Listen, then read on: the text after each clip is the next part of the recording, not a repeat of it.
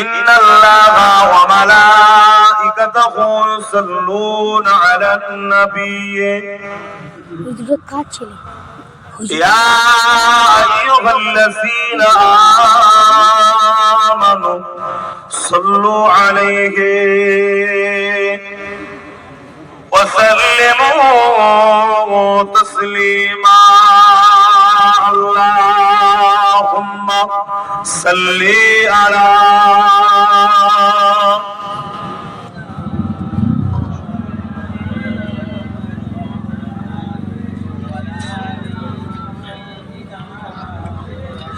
যিনারা ইফতারি করছেন ইফতারটা দিবার সময় একটু হ্যাট হয়ে পাতাই দেবেন।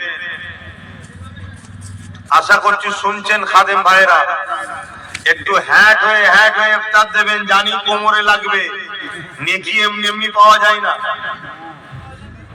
নেকি এমনি হয় না, অনেক কষ্ট করতে হয়। একটু আদবের সাথে দেবেন, কারণ এটা ইফতার। এক তো খাদ্যকে সম্মান করতে হয়, আবার এটা ইফতার, এর আরো দ্বিগুণ সম্মান। ওই ভাইগুলো দাঁড়িয়ে আছে, ওগুলো কারা? রোজা রাখেন নাকি? ওই যে জামা পড়ে আছে, যে না রেখে তো সরে যাও। কারণ মুসলমানকে তো দেখো আজকাল লজ্জা লাগে কিছু মুসলমানকে দেখলে, এগুলো চোটে কেন কি জানি। আমি একটু কড়া মানুষ ভাই, জানেন তো নাকি? হ্যাঁ, আমি আবার বলি, আমি আমার ভালোবাসার লোক নিয়ে থাকতে চাই। এমনি হচ্ছে না, অনেক ব্যাপার আছে। সময় আসলে বুঝতে পারবেন, সময় আসলে বুঝতে পারবেন। আমি আমারটাকে ঠিক করে নিতে চাইছি, কারণ আগামী দিন বড় ভয়ানক আসছে। বাবা, সবার জন্য চিল্লে লাভ নেই, সবার জন্য রাস্তায় নেমে লাভ নেই, সবার জন্য থানা পুলিশে ছুটেও লাভ নেই। যে যার দেখে নাও বাবা, যে যার দেখে নাও। ওপেন বলছি, কেন এই মুসলমান আছে আমার নবীর বিরুদ্ধে কথা বলে, আছে না নাই? এই মুসলমান আছে আমার পীর ওলিয়া উলিয়াদের বিরুদ্ধে কথা বলে, আছে না নাই? এই মুসলমান আছে তারা হুজুরের সিলসিলাকে ধ্বংস করতে চাইছে, আছে না নাই? তার জন্য মায়া কাটা কেঁদে লাভ নেই। কথা মাথায় ঢুকছে। অনেক কিছু ব্যাপার আছে এই বইয়ের মধ্যে, অনেক কিছু। সব সময় এলে যখন সাক্ষাতে বসবেন কথা হবে, তখন কথা হবে। নিজের ছেলের জন্য যেমন বাপ এক গলা পানিতেও ডুবতে পারে, মেথরও সাজতে পারে, তা আমি আমার বাপ ভাইদের জন্য যতটা নিচেই নামতে হয়, যতটা কষ্ট করতেই করবো।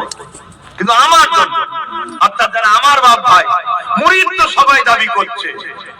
এখন মুরিদের মধ্যে একটা বড় অংশ তৈরি হচ্ছে, যারা দাদা হুজুরের সিলসিলাকে মিটাবার জন্য কিছু কাফের বক্তাদের সাথ দিচ্ছে, আছে না নাই?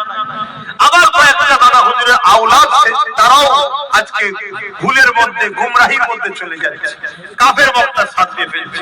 আমার রাসূলের সঙ্গে যারা ছোট বড় কথা বলে তাদের সঙ্গে দল করছে।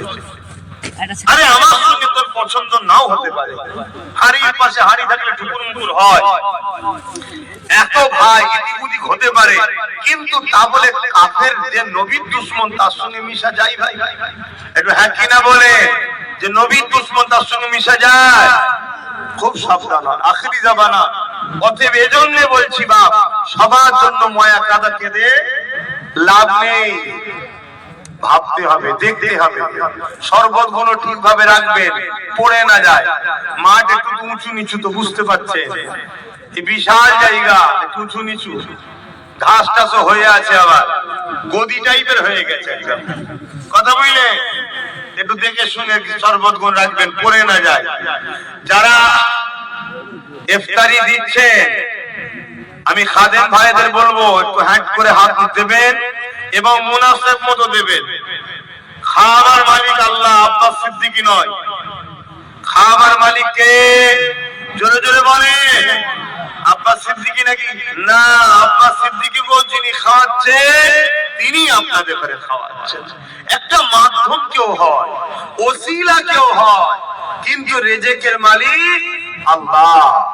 আল্লাহ সাত জমিনের নিচে এবং সাগরের নিচেও ছোট ছোট পোকা মাকড় যা যেখানে আছে, প্রতিটা টাইমে যিনি রিজিক দেন তিনি হলেন আল্লাহ। জোরে বলুন সুবহানাল্লাহ। অতএব মুনাসিব মতো দেন, মুনাসিব মতো দেন। আমার ভাইরা রোজা রেখে আছে, কোনো চিন্তা করবেন না, বরকত আল্লাহ দেবে, বরকত আল্লাহ দেবে। দুদিনে যদি শেষ হয়ে যায়, 3 দিনের দিনে আল্লাহ ঠিক ব্যবস্থা করে দেবে। কি কথা দেবে না, দেবে না? হ্যাঁ, আল্লাহর উপরে ভরসা রাখো, আল্লাহর উপরে ভরসা রাখবেন সব সময়। আল্লাহ ছাড়া আমাদের দ্বিতীয় ভরসার কোনো জায়গা না। আর মুহাম্মদ সাল্লাল্লাহু আলাইহি সাল্লাম তিনি আমাদের জন্য সব থেকে আদব ও পিয়ারা জিনিস। জোরে বলুন সুবহানাল্লাহ। তিনার থেকে বড় আদবওয়ালা, বড় পিয়ারা আল্লাহ কাউকে বানায় না। সেই নবীর উপরে এই সময় দোয়া কবুলের টাইম, দরুদ শরীফ পড়েন। আল্লাহুম্মা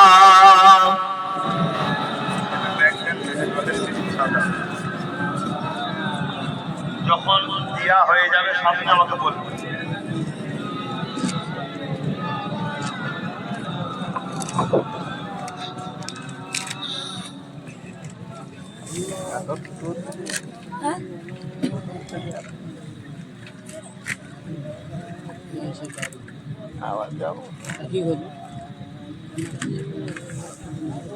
যাও যাও কি যাও যাও ওদা বসে কি কোথায় ফেলবে কি বলবে?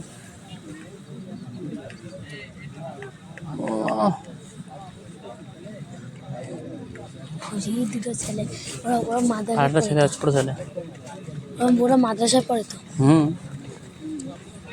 তোমাদেরকে খালি ঘুরবে নাকি? তুই তো খালি ঘুরছিস, নামাজ পড়ে কিছু পড় নেই। নাস্তা দিকে দিয়েছে, হ্যাঁ হ্যাঁ হয়নি বুঝে। টাওয়ারের ব্যাপার, সবার টাওয়ার দিচ্ছে না। যাক আমার বাপ জানেরা, এখনই দোয়া হবে। তার আগে আজকে যে ঐতিহাসিক ইসালে সওয়াব, ছোট ছোট বাচ্চারা এসেছে, আপনারা সবাই নিজের দায়িত্বে বাচ্চাদের হাত ধরে ঘুরবেন। খুব মাথায় রাখেন কথাগুলো, কিছু কথা বলছি মাথায় রাখেন, আদবের সঙ্গে ঘুরবেন। দরুদ শরীফ, সুবহানাল্লাহ, আলহামদুলিল্লাহ, আল্লাহু আকবার পড়তে পড়তে ঘুরবেন। হারাম দ্রব্য তো কোনোভাবেই চলবে না, মুবাহ জাতীয় নেশাও করবেন না। যদিও প্রয়োজনে কোনো জিনিস কেউ খান, একটু পান টান খাওয়া অভ্যেস হয়, যেখানে সেখানে থুক ফেলবেন না। তুফ থেকে ভাইরাস তৈরি হয়, পরিবেশ নোংরা হয়। এবং এই রাস্তা দিয়ে যাতায়াত করবেন, খুব ভদ্রভাবে যাতায়াত করবেন, কারণ আমরা ইসলামের অনুসারী। আমাদের আখলাক চরিত্র হবে মুহাম্মদ সাল্লাল্লাহু আলাইহি ওয়াসাল্লামের দেখানো রাস্তায়। পৃথিবীর মানুষ যতই চেষ্টা করুক ইসলামকে মুছে দিবার, সারা পৃথিবী জুড়ে সব থেকে দ্রুত ইসলামের দিকেই মানুষ কিন্তু আসছে। জোরে বলুন সুবহানাল্লাহ। আজকে জিনার স্মৃতি, জিনার ডাকে আপনারা এসেছেন। তিনি একদিকে যেমন সুফি জগতের, আধ্যাত্মিক জগতের বাদশা ছিলেন, বলুন সুবহানাল্লাহ, এবং ইলমে মারিফাত, ইলমে জাহিরি উভয় দিক দিয়ে 200 বছরের ইতিহাসে তিনার সমকক্ষ এত বড় পণ্ডিত, সর্বদিক দিয়ে যিনি অলরাউন্ডার বলতে পারি, যে ভাষা আপনারা বুঝবেন, 200 বছর ইতিহাসে তেমন কেউ আসেনি। জোরে বলুন সুবহানাল্লাহ। তিনি হলেন নবীর বংশের আওলাদ, খানদানে রাসূল, আওলাদে সিদ্দিক আকবর।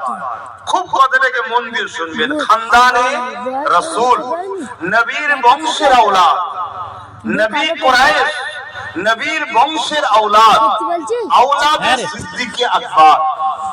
হযরতে সাইয়্যিদনা আবু বকর সিদ্দিক আল কুরাইশি ফুরফুরাবি রাহমাতুল্লাহ আলাইহি 1891 সালে, ছোট ছোট বাচ্চারাও রয়েছে শুনছে, 1891 সালে 250 গ্রাম বাতাসা দিয়ে এই ঐতিহাসিক 21, 22, 23 ফাল্গুন ইসালে সওয়াবের সূচনা শুরু করেন। উদ্দেশ্য কি? বা আদম সাল্লাম থেকে নিয়ে কিয়ামত পর্যন্ত যত মুমিন মুমিনা ইমানদার নরনারী এসেছে, আসবে, সকলের রুহের মাগফিরাতের উদ্দেশ্য করে এই দোয়ার মাহফিল। তিনি তিনার বাপ দাদার জন্য করে যায়নি, যেমন আমরা অনেকে করি বাপ দাদার সবরে সানি। তিনি শুধু বাপ দাদার জন্য করে যায়নি, তিনি করেছেন আপনাদেরও বাপ দাদু, আপনাদের নসল কিয়ামত পর্যন্ত, এবং যত নবী ওলি আউলিয়া গাউস কুতুব আবদাল যারা এসেছেন সবার রুহের মাগফিরাতের উদ্দেশ্য করে এই দুয়ার মাহফিল করেছেন। বলুন সুবহানাল্লাহ। তিনি আমাদেরকে কত ভালোবাসেন, আমাদের জন্য কত ভেবেছেন। আমরা চলে যাব এই 3 দিন ইসাল সাহেব আমাদের জন্য দোয়া হবে।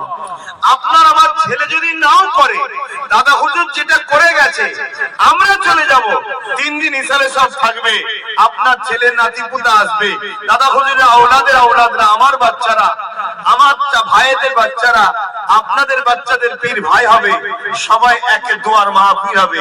দাদা হুজুর রহমাতুল্লাহ আলাইহি যুগ শেষ যুগ সংস্কারক ফ্রিডম ফাইটার পীর আবু বকর সিদ্দিক রহমাতুল্লাহ আলাইহি একটা বিশাল বড় চিন্তা নিয়ে কাজ করে গেছেন। তিনি শিক্ষাকে সবথেকে বেশি গুরুত্ব দিয়েছিলেন, কেননা ইসলাম, কোরআন, কালামুল্লাহ, আল্লাহর প্রথম বাণী, রাসূলের উপরে যেটা এসেছেন সেটা হলো ইকরা, পড়ো। তাই আমার মুজাদ্দিদ জামান তিনি শিক্ষার দিকে এত গুরুত্ব দিয়েছেন, যেমন ধর্মীয় শিক্ষা, পাশাপাশি তিনি মডেল যাতে ইংলিশ, ভূগোল, ইতিহাস, জীবন বিজ্ঞানকে শুরু করে জেনারেল লাইনের শিক্ষার সুব্যবস্থা তিনি গড়ে তুলেছেন। একটা মানুষ দুনিয়াবি শিক্ষারও যেমন প্রয়োজন আছে, ভালো সভ্য ভদ্র নম্র মানুষ হতে গেলে প্রভুর দেখানো রাস্তা ইসলামের শিক্ষা, ধর্মীয় শিক্ষারও প্রয়োজন আছে। তাই তিনি এই সর্ব বিষয়ে শিক্ষার ব্যবস্থা করেছেন। আরেকটা আপনারা শোনেন, ভালো লাগবে, তিনি যেমন পুরুষদের জন্য শিক্ষা কেন্দ্র, শিক্ষা প্রতিষ্ঠান করেছে, পাশাপাশি তিনি প্রতিটা বাচ্চাদের প্রথম যে শিক্ষার কেন্দ্র মা, শিক্ষিকা, তাই নারীদের জন্য শিক্ষা তিনি একজন ইনকিলাব রেনেসা তৈরি করেছেন। জোরে বলুন সুবহানাল্লাহ, আরো খুশিয়ে বলুন সুবহানাল্লাহ। এভাবে তিনি মানুষের কল্যাণের জন্য বহুমুখী কর্মসংস্থান থেকে শুরু করে বিভিন্ন রকম এবং সেবার জন্য, হেলথ চিকিৎসার জন্য ফুরফুরা শরীফ থেকে শুরু করে বিভিন্ন জায়গায় দাতব্য চিকিৎসালয়, আরো যাতে করে নারীরা পর্দার সাথে ডেলিভারি হতে পারে, তৎকালীন সময় তিনি ভেবেছিলেন, যেটা ফুরফুরা শরীফে আজকে রয়েছে। তো যাই হোক, তিনি আমাদের জন্য যুগ সংস্কারক, তিনি আমাদের উলিল আমর, তিনি আমাদের রাহবার, তিনি আমাদের পথ প্রদর্শক, তিনি আমাদের জন্য পূর্ব ভারতের জন্য আল্লাহর মনোনীত পছন্দনীয় ইমাম। জোরে বলুন সুবহানাল্লাহ। আজ আব্বাস সিদ্দিকী, অনেক পীরজাদা, অনেক মাওলানা, অনেক মুফতি, অনেক বক্তা বেরিয়েছেন, আলহামদুলিল্লাহ। আরো হোক, ইলম শিক্ষা করা দরকার হোক, আমরা সবাইকে শ্রদ্ধা সম্মান জানাই।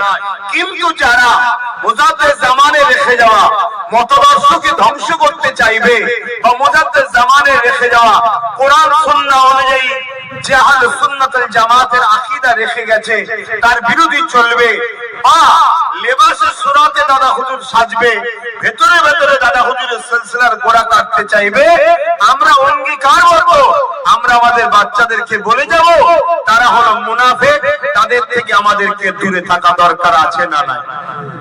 পুরো বিশ্ব জুড়ে ইসলামকে মিটাবার একটা নতুন চক্রান্ত চলছে। কোন দিনের জন্য পারে না আর পারবে না যদি আমরা ঈমানের হিফাজত করতে পারি। তাই আজ পূর্ব ভারত তথা বাংলার বুকে একসাথে যে ফুরফুরার হযরত জবানার মুজাদ্দিদ আবু বকর সিদ্দিককে 85% মুসলমান আজকের তারিখে মানে, শুনুন আজকের তারিখে 85% মুসলমান পূর্ব ভারত, বিশেষ করে বাংলা, দাদা হুজুর রহমাতুল্লাহ আলাইহি এই যে মানে, তাহলে এক জায়গায় 100টা লোকের মধ্যে 85% মানুষ একজনকে মানে। শুনছেন তো আপনারা? কষ্ট হচ্ছে? তাহলে সেটা শক্তি না শক্তি নয়? মুসলমান একত্রিত হয়ে থাকাটা এটা শক্তি না শক্তি নয়? এবং যাকে মানছেন তিনি ইমাম, তিনি মুজাদ্দিদ, তিনি উলিল আমর, তিনাকে মাননেওয়ালা বেশক জান্নাতের রাস্তা পাবে। জোরে বলুন সুবহানাল্লাহ। আল্লাহ যেমন নবী পাঠায়, আল্লাহ নবী পাঠাবেন, এবারে মুজাদ্দেদ আসবে। তাহলে আল্লাহ পাঠানোর রাস্তা যিনি দেখাচ্ছে, যিনি মুজাদ্দেদ, সে কখনো ভুল হতে পারে? তাহলে এই যে 85% মানুষ একত্রিত হয়ে আছে, এটা কি ইসলামের দুশমনদের জন্য খুশির খবর না দুঃখের খবর? ইসলামের দুশমনদের জন্য ভয়ের কারণ না ভয়ের কারণ নয়? ভয়ের কারণ। তাই তারা বড় প্ল্যান করে দাদা হুজুরের মুরিদ সেজিয়ে ইমাম ঢুকাচ্ছে, মুফতি বানাচ্ছে, মাওলানা বানাচ্ছে। তারা সিলসিলার বাগানে ঘুরছে, মাদ্রাসা মসজিদে যাচ্ছে, উপরে সব ঠিক রেখেছে, কিন্তু মূলত লক্ষ্য এই 85%টাকে ভেঙে আরো টুকরো টুকরো করে দাও, যাতে করে আমি উঠে আমার পীর ভাইকে গাল দেবো, আর এক পীর ভাই উঠে আমাকে গাল দেবে। এভাবে টুকরো টুকরো যখন হয়ে যাবে, এটা আমরা দুর্বল হয়ে যাব। তাই আমি বলবো, আমাকে যদি পছন্দ নাও হয়, আমার থেকে সরে যান, আমার সমালোচনা আপনি করবেন না, কারণ আপনার পীর অখুশি হবে। কিন্তু মনে রাখবেন, আমার মুজাদ্দেদ জামানকে ছেড়ে দেবেন না, মজবুত করে ধরে। এবারে কেউ বলতে পারে যে আমি তো মুজাদ্দেদ জামানকে মানি, কিন্তু দাদা হুজুরের আওলাদের বিরুদ্ধে তরোয়াল ধরি। মনে রাখবেন, আমাদেরকে কারবালার ইতিহাস ভুলে গেলে হবে না। এজিদ বাহিনী নামাজ পড়েছিল, এজিদ বাহিনী কলেমা পড়েছিল, এজিদ বাহিনী আযান দিয়েছিল, আযানও বলেছিল আশহাদু আন্না মুহাম্মাদুর রাসূলুল্লাহ, এজিদ বাহিনী তাশাহুদও বলেছিল, কিন্তু ইমাম হোসেন হুজুরের বিরুদ্ধে তরোয়াল ধরেছিল। এজিদ বাহিনী নামাজ পড়েছিল কেন? সরল প্রাণ মুসলমানকে ধোঁকা দিবার জন্য। এজিদ বাহিনী কলেমা পড়তো কেন? সরল প্রাণ মুসলমানকে ধোঁকা দিবার জন্য। এজিদ বাহিনী কেন বলতো আমরাও মুহাম্মদ রাসূলকে মানি? যাতে করে সরল প্রাণ মুসলমান না বুঝতে পারে যে নবীর নামাজের বিরুদ্ধে লড়াইটা হচ্ছে, এই লড়াইটাকে মানুষ মুখটা ঘুরিয়ে না নেয়। তাহলে এটা ছিল একটা ধোঁকা, এটা ছিল একটা মুনাফিকি। তাহলে আজকের সেই ইতিহাস কিন্তু আমাদের কাছে ঘটতে চলেছে।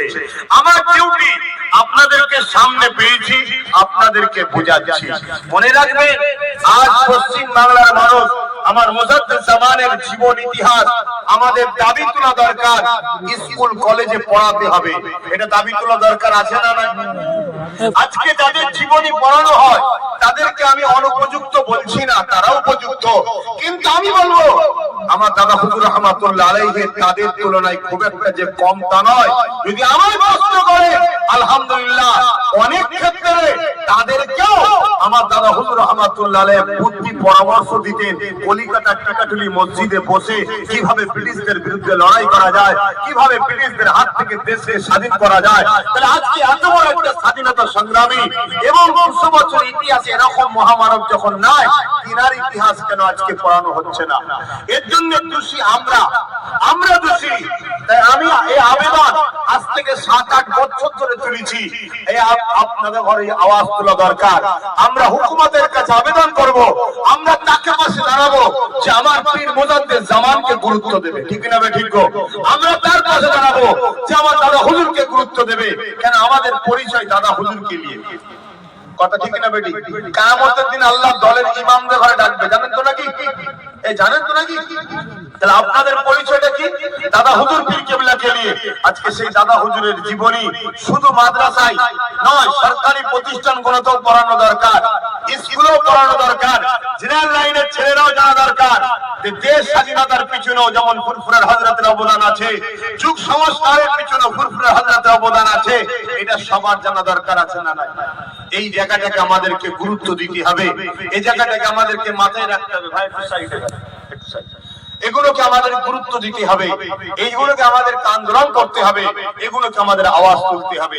তো যাক, আজ আমরা জিনার দরবারে এসেছি, আল্লাহ আমাদেরকে নিয়ে এসেছেন। সুস্থ ভাবে রাখেন, সুস্থ ভাবে ঘরে নিয়ে যাওয়ার। আপনারা যদি কেউ ঘরে আজকে যাবার রওনার ইরাদা থাকে, আমার পরামর্শ হলো সেহরি খেয়ে কালকে তারা জুম্মার নামাজ পড়ে যাবেন, আর না হয় সেহরি খেয়ে ঠান্ডায় ঠান্ডায় বাহির হবেন। এই রাত্রিরে রাস্তায় যাতায়াত করাটা আমার পরামর্শ নয়। কথা বুঝে আসছে? কেন? আজ আমার দেশ ঠিক জায়গায় নাই। আমার দেশ একটা বড় অংশ দেশকে ধ্বংস করার জন্য দিন রাত 24 ঘন্টা তারা দেশের বিভাজনের মধ্যে লেগে আছে। তাই তাদের কোনোভাবে দেশের ক্ষতি তারা করতে পারো, তাদের ফাঁদে আমরা পা না দিই, এটাকেও মাথায় রাখা দরকার। কথা বুঝে আসছে তো? সেই জায়গাতে আপনারা খেয়াল রাখবেন। এখন দোয়ার দিকে যাব, সময় খুব সংক্ষেপ, তাই সকলে বিসমিল্লাহ শরীফের সঙ্গে 11 বার দরুদ শরীফ, 3 বার সূরা ফাতিহা শরীফ, 10 বার সূরা ইখলাস শরীফ। মনে রাখবেন এই সময়টা দোয়া কবুলের সময়। কোন এই সময়টাই দোয়া কবুলের সময়। আমার একটা ছোট্ট কাজ আছে, একটু করে নিই তো নাকি? আমি 21 অঘ্রান প্রোগ্রাম করি, জানেন তো? প্রতিটা মানুষ 21 অঘ্রান যেদিন আসবেন ওই দিনের জন্য 110 টাকা বলা ছিল, জানেন তো নাকি? প্রতি বছরে যত বছর আসবেন 21 অঘ্রান কত টাকা? 110 টাকা। এটা সবার জন্য, কিন্তু বই একটা করবেন 500 টাকা দিয়ে। কথা বুঝে আসছে কি গো? আমার কথাই কষ্ট পেচ্ছেন নাকি? একটু হ্যাঁ কি না বলুন। এটা করবেন তো? বই আজ না করতে পারেন, পরে জুম্মা এসে করবেন, ঠিক আছে? অনলাইন ইনশাআল্লাহ। কিন্তু 2 বছর এই প্রোগ্রাম করতে পারিনি, বিশেষ কিছু কারণে, অত কারণ বলার দরকার নেই। তাই অনেকে হয়তো পকেটে করে নিয়ে এসেছেন, বা অনেকে খুশি করেও বিভিন্ন জায়গায় দান করে। আমার এই ছেলেরা যাচ্ছে সামনে দিয়ে, একটু পকেটে হাত দেন, ইফতারকে সামনে নিয়ে বসে আছেন। নলেজ সিটির জন্য প্রত্যেকে দেবেন, এটা দোয়া কবুলের সময়। আল্লাহ দেখছে, সবাই শরীক হন নলেজ সিটির জন্য। এই ইফতারে যেন কোনো রকম বিয়াদবি না হয়, একটু দূর থেকে নেবে। প্রত্যেকে প্রতিটা লাইনে ঢুকছে, আপনারা খেয়াল করে প্রত্যেকে দেবেন। কথা বুঝে আসছে? আর ওই যে 110 টাকা করে নিয়ে আসতেন, 2 বছরে যদি দেন 210 টাকা দেন, 2 বছর তো দেওয়া হয়নি। আর না হয় যদি মনে করেন 110ই দেন, যার যদি বিনয় করে 200 টাকা 500 টাকা যার যা খুশি দেন। অনেকে নিয়ত করে নিয়ে আসে। তবে আমি বলবো আপনারা 110 টাকা করে প্রতি বছর 21 অঘ্রানে নিয়ে আসবার যা নিয়ত ওটার দিন, আর প্রত্যেকে কিন্তু একটা করে বই করে নেবেন। আজকে যদি থাকে 500 করে টাকা, দুয়ার বাদ নামাজ পড়ে নিয়ে কেন্দ্র অফিসে গিয়ে বই করবেন। আর যারা ভোটার কার্ড জেরক্স করে আমি প্রচার করেছিলাম নিয়ে এসেছেন, আমি দুয়ার বাদ নামাজের পর গিয়ে বসবো নতুন বিল্ডিং এ।